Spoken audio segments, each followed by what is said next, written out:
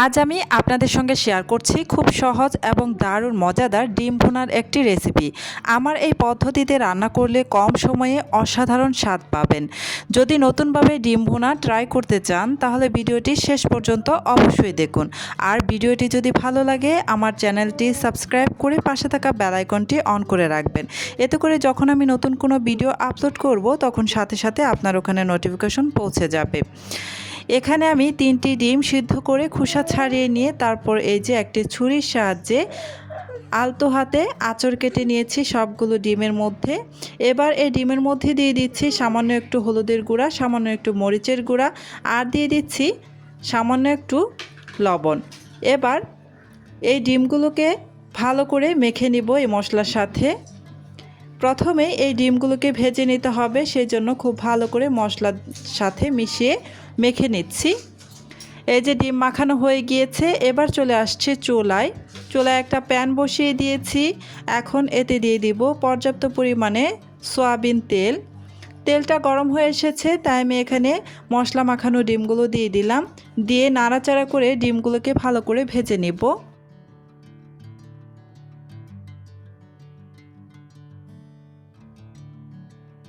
ডিম ভাজা হয়ে গিয়েছে, তাই ডিমগুলোকে আমি উঠিয়ে নিচ্ছি তেল থেকে।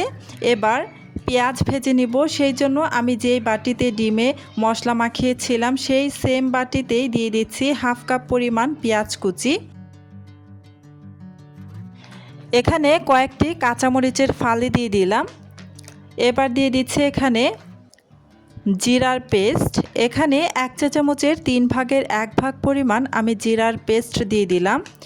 দিয়ে দিচ্ছি হাফ চা চামচ পরিমাণ মরিচের গুঁড়া, হাফ চা চামচ পরিমাণ ধনিয়ার গুঁড়া, হাফ চা চামচ পরিমাণ হলুদের গুঁড়া। এখন দিয়ে দিব স্বাদ অনুসারে লবণ। এবার সমস্ত কিছু একসাথে হাতের সাহায্যে খুব ভালোভাবে মেখে নেব। খুব ভালোভাবে কচলে মেখে নিতে হবে। আমি ভালো করেই মেখে নিচ্ছি।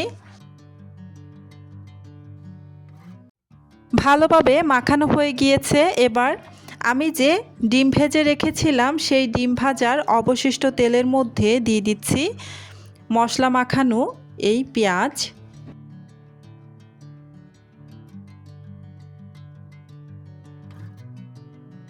নাড়াচাড়া করে ভালো করে তেলের সাথে মিশিয়ে নিচ্ছি। কিছুক্ষণ এভাবে নেড়ে চেড়ে তারপর আমি এখন ঢাকনা দিয়ে ঢেকে রেখে দিব প্রায় 1.5 মিনিটের মতো। এতে করে পেঁয়াজটা অনেকটাই সফট হয়ে আসবে। প্রায় 1.5 মিনিটের মতো আমি ঢাকনা দিয়ে ঢেকে রেখে 1.5 মিনিট পর ঢাকনাটা সরিয়ে নিয়ে এই যে নাড়াচাড়া করে নিচ্ছি। পেঁয়াজটা কিন্তু প্রায় সফট হয়ে এসেছে। এখন আর ঢাকনা দিয়ে ঢেকে দিব না, এভাবেই আমি আরও 1 মিনিটের মতো ভেজে নিব। আমি আরও 1 মিনিটের মতো ভেজে নিয়ে এখানে খুবই সামান্য একটু পানি দিয়ে দিচ্ছি। অবশ্যই খুবই সামান্য একটু পানি দিয়ে দিবেন, এতে করে এই মশলার কাঁচা গন্ধটা আর লাগবে না।